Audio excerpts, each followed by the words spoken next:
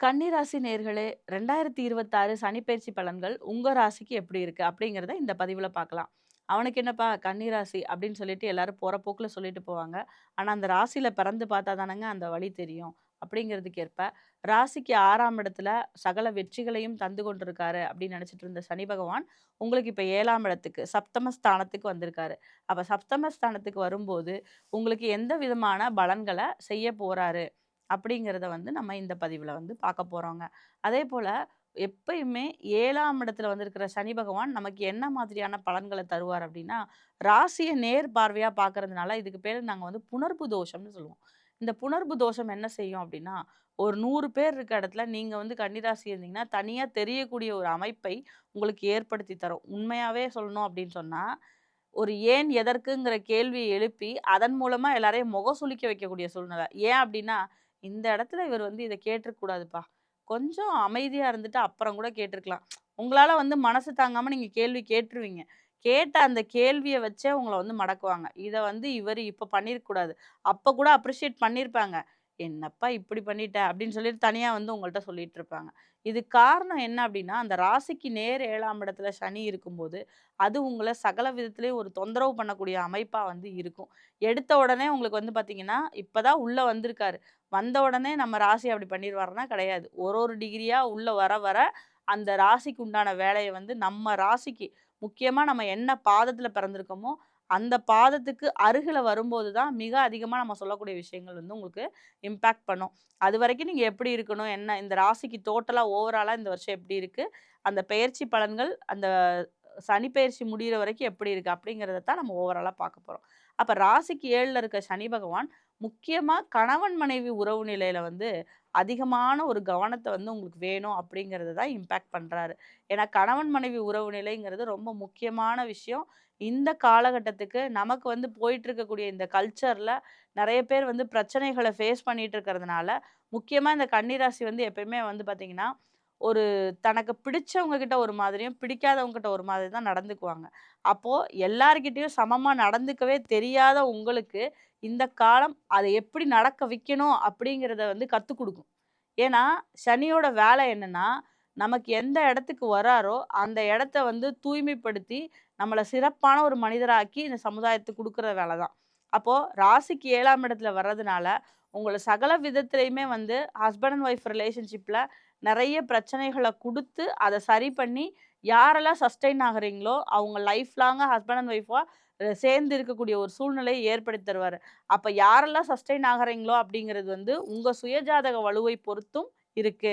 உங்க சுயஜாதகம் ரொம்ப சிறப்பா இருந்ததுன்னா, எவ்வளவு ஒரு மழை, புயல் வந்து வந்தாலும் அந்த ரிலேஷன்ஷிப்ல பிரேக் இல்லாம நீங்க போயிருவீங்க.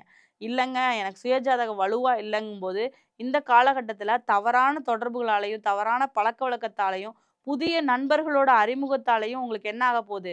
நெறைய பிரச்சனைகள் ஏற்பட்டு, அதன் மூலமா கணவன் மனைவி உறவு நிலையில ஒரு கேள்விக்குறி ஏற்பட போகுது, பிரச்சனைகள் ஏற்பட போகுது. அப்ப அதுல நீங்க ரொம்ப, ரொம்ப உஷாரா இருக்கணும்.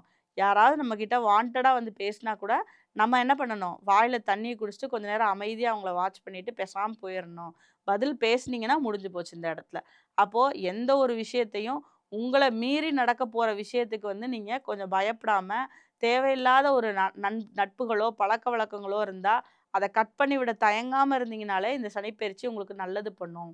அதேபோல ராசிக்கு 10ல வந்து இப்போ வந்து குரு வந்து உட்காந்துட்டுருக்கிறாரு. இவர் 11ஆம் இடமான கடக வீட்டுக்கு வந்து மாறப் போறாரு. மாறப் போகும்போது ஒரு ஜூன் ஆஃப்டர்ன்னு வச்சுக்கங்களேன். அதுக்கப்புறம் உங்களுக்கு ரொம்ப நன்மையான காலகட்டமாக, எல்லா விதத்திலயும் ஒரு சோஃபிஸ்டிகேட்டடா நீங்க மாறப் போறீங்க. அந்த காலகட்டம்ங்கிறது உங்களுக்கு ரொம்ப ரொம்ப அனுகூலமா இருக்கும். முகத்துல பொலிவு இருக்கும், தேஜஸ் இருக்கும். இவ்வளோ நாளா வந்து பார்த்தீங்கன்னா, உங்களுக்கு ஒரு இருளடைஞ்ச மாரி இருந்துட்டு இருப்பீங்க. அந்த குரு வந்த உடனே உங்க முகம் வந்து பாலிஷ் ஆக ஆரம்பிச்சுரும். ஆணோ, பெண்ணோ 2 பேருமே வந்து என்ன பண்ணுவீங்க? பார்லர் போக ஆரம்பிச்சுருவீங்க. நெறைய பேர் சண்டைக்கு வந்துராதீங்க என்கிட்ட. "ஏங்க நீங்க நாங்க பார்லரே போனதே கிடையாது. இதுவரைக்கும் நான் ஐப்ரோ கூட எடுத்தது கிடையாதுன்னு" சண்டைக்கெல்லாம் வந்துராதீங்க. உண்மையிலேயே முக அழகு, வசீகரம் அப்படிங்கிறது ஜூன் ஆஃப்டர் உங்களுக்கு கூட ஆரம்பிக்கும். இத வந்து உங்க உங்க கண்ணு முன்னாடியே உங்ககிட்ட இருக்கவங்க, உங்க உங்க பக்கத்துல இருக்கவங்க வாட்ச் பண்ணிட்டு சொல்லுவாங்க. அதேபோல உங்களுக்கு வந்து பார்த்தீங்கன்னா, ராசிக்கு 12ஆம் இடத்துல கேது உட்கார்ந்து தூங்க விடாம உங்கள வந்து ரொம்ப கொடுமை பண்ணிட்டு இருந்தாரு. அப்ப அந்த கேது பகவான் இப்ப வந்து என்ன பண்ண போறாரு? அவர் 11ஆம் இடத்துக்கு டிசம்பருக்கு அப்புறம் மாறுவாரு. மாறும்போது அந்த இணைவு அப்படிங்கிறது வந்து உங்களுக்கு ஒரு வேற விதமா செயல்படும். ராசிக்கு 11ஆம் இடத்துல குரு உட்கார்ந்திருக்கிறதும், ராசிக்கு 11ஆம் இடத்துல கேது உட்கார்ந்திருக்கிறதும், உங்களுக்கு வந்து அது வேற லெவல்ல வேற நிஜமான ஒரு நல்ல பலன்கள குடுக்கக்கூடிய சூழ்நிலையா இருக்கும் அப்படிங்கிறதுல மாற்று கருத்தே இல்ல. எப்பயுமே 11ஆம் இடத்துல கேது இருந்தா ரொம்ப நல்ல அபரிமிதமான பலன்கள குடுக்கும். அதே நேரத்துல 6ஆம் இடத்துல இருந்த ராகு உங்கள நெறைய வெற்றிகளை பெற வைக்கக்கூடிய சூழ்நிலை வந்து குடுத்துக்கிட்டு இருப்பாரு. அவர் என்ன பண்ணுவாரு, 7ல போயிட்டு சனியோட போய் சேர போறாரு. அப்ப சனியோட சேரும்போது ராகு சேர்ந்தா குழப்பம், வேலையில பிரச்சனை, இதெல்லாம் கன்னிராசி பெண்களோட கணவருக்கு வந்து வந்துகிட்டு இருக்கும். நீங்க மனைவியா இருந்தீங்கன்னா கணவருக்கும், கணவரா இருந்தீங்கன்னா மனைவிக்கும் இந்த சொல்ற பலன்கள் நடக்கும். அப்ப சனி, ராகு சேரும்போது இன்னும் பவர்ஃபுல்லா அந்த காம்பினேஷன் அப்படிங்கிறது உங்கள வந்து தொந்தரவு பண்ணும். எப்போ? After December. அதனால ரொம்ப ரொம்ப கவனமா ஹேண்டில் பண்ணிக்கோங்க லைஃப அப்படிங்கிறது தான் நான் சொல்லக்கூடிய பலனா இருக்கு. இவ்வளோ நாளா இல்லாத ஒரு தூக்கம், நிம்மதி அப்படிங்கிறது இனிமே கிடைக்க போது.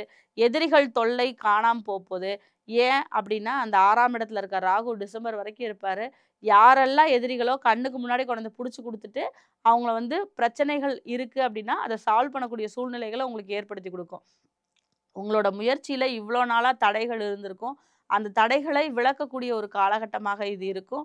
கண்டிப்பா இளைய சகோதரன் அப்படிங்கிறவங்க உங்களுக்கு உதவியாக இருக்கக்கூடிய ஒரு சூழ்நிலை இருக்கும். உத்திர நட்சத்திரம் பொறுத்தளவு வந்து பார்த்தீங்கன்னா, கடவுள் நம்பிக்கை உள்ளவர்களாக இப்ப இந்த காலகட்டம் மாத்த ஆரம்பிக்கும். நெறைய கோயிலுக்கு போறத விரும்ப மாட்டீங்க. இந்த காலகட்டத்தில கோயிலுக்கு போறத விரும்பி, இந்த YouTube எல்லாம் பார்த்து இந்த கோயில்ல இந்த சிறப்பு அப்படின்னு சொல்லி அதுக்காக மூவ் பண்ணி போகக்கூடிய சூழ்நிலைய தான் ஏற்படுத்திக்குவீங்க. அதே மாதிரி வீண் அலைச்சல் இருக்கும். பொருளாதாரத்தில ரொம்ப ரொம்ப கவனமா இருக்கணும். சுய ஒழுக்கத்துக்கு முக்கியத்துவம் குடுக்கணும். நான் சொன்னது ஒரே பாயிண்ட் தான். 7ஆம் இடத்துக்கு சனி வரும்போது, உங்களோட சுய ஒழுக்கத்த டெஸ்ட் பண்றதுக்கு நெறைய பேர் வருவாங்க.